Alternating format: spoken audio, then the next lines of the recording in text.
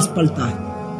اب آپ بتائیں کہ ایسی نماز جس پر صحابہ کو دھوکہ دیا تھا، آج کے دور میں 1448 صدی کے مسلمانوں تمہیں کوئی دھوکہ کیوں نہیں دے گا؟ ہم کہتے ہیں بہت خوبصورت جنازہ، لمبا جنازہ۔ ارے جنازوں پہ بخشش نہیں ہے، جنازت پہ جب بخشش ہوگا جب آپ کی دل میں ایمان ہوگا۔ لمبی جنازہ 500 دعائیں پڑھی، جہنم میں جائے تمہارا یہ جنازہ۔ آپ نے کبھی اس بات پہ غور کیا؟ کسی نے اعتراض کیا ہماری اس پٹھان قوم میں اور کہا کہ جنازوں پہ بخشش نہیں، 100 لوگ جنازے میں ہے، 40 ہے۔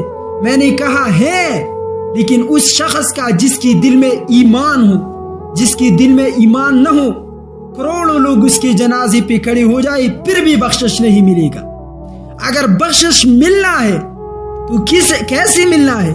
اپنا دل صاف کر، اپنے پڑوسی کا خیال رکھ، ذی القربہ رشتہ داروں کے ساتھ اچھا سلوک کر، والدین کا ادب کر، استاد کا ادب کر، اللہ کی دین قرآن کو مان لو، بیٹھ جاؤ اس کو سنو، تفسیر کے ساتھ پڑھو، نبی کے حدیث کو سنو، سیرت سے خود کو خبردار کرو، ایمان کے ساتھ زندگی گزارو۔ ایک ہجڑا آپ کے جنازے پہ کھڑا ہو کر خدا تمہیں بخش دے گا۔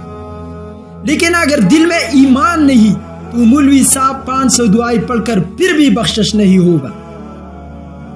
ویسے استاد گمن سے کسی نے پوچھا کہ ہم لوگ بڑے بڑے جنازے، لمبے جنازے پڑھتے ہیں، ہم خدا کے سامنے جرگہ کرتے ہیں۔ جرگہ ہمارے پٹھان کہتے ہیں شفاعت۔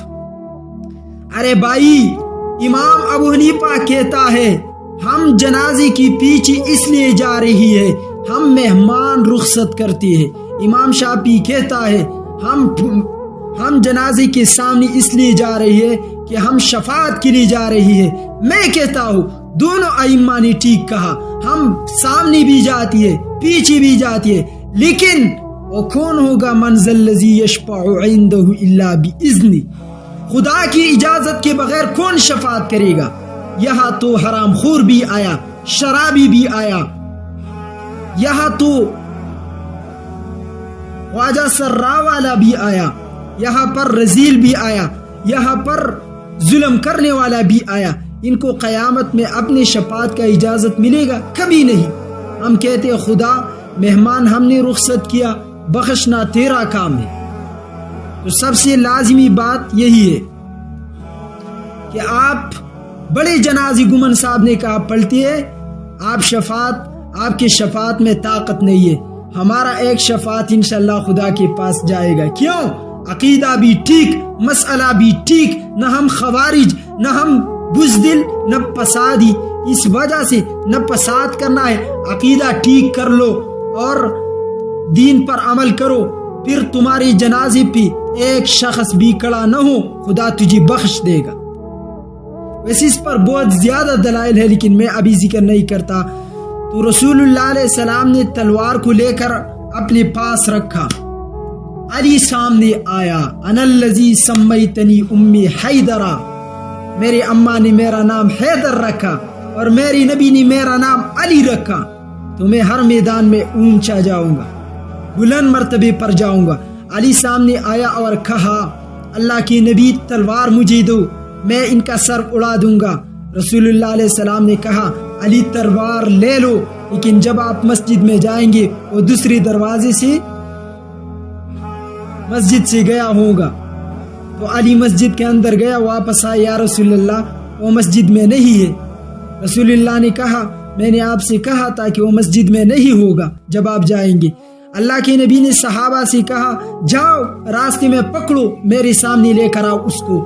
جب اللہ کے نبی کے سامنے آیا تو اس کا جلال ایسا جلال تھا، اس کا ہیبت ایسا ہیبت تھا، اس کا انداز ایسا تھا۔ اللہ کے نبی نے کہا مجھے بتاؤ جب تم مسجد کے اندر داخل ہوتی اس وقت آپ کی دل میں کیا خیال آیا؟